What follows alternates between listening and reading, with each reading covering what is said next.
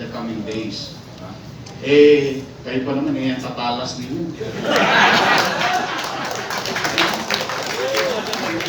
So, alam niyo, ang hindi naintindihan ng ibang tao, yung mga antigo, tumayo lang yan sa kanto, alam niya nakagad kung sino is snatcher. Alam na, kinikilos pa lang. Kaya nung araw nung nakabaon kayo sa kalsada, nagugulat yung mga kriminal, ba't silang madaling nahuhuli? Because I grew up in the city of Manila. Born, grew up with criminals. I grew up with criminals. Alam natin pare-pareho.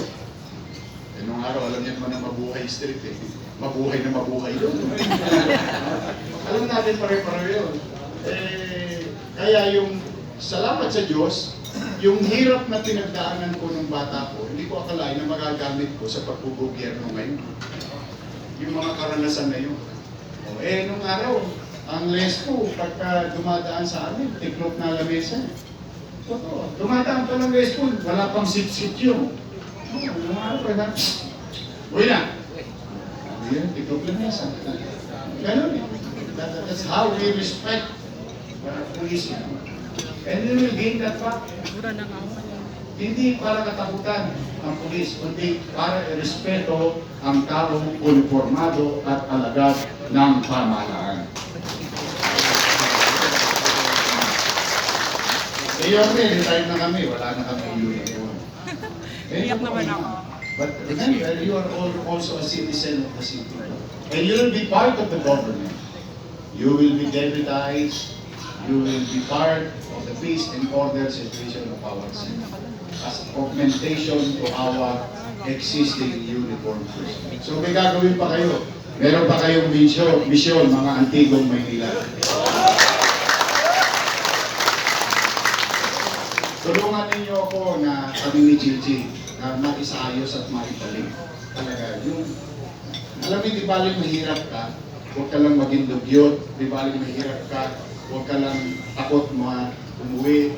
Yung matutulog ka ng mahimbing, umihilig ka, yung kapanatagan sa lungsod. I think kailangan yun ng ating mga mamamayan. So, ngayong Christmas, salamat sa Diyos, nakaraos ng Pasko. Alam ko, sugatan kayo. Ninong! Ninang! Puro tos ka sa minabot ninyo.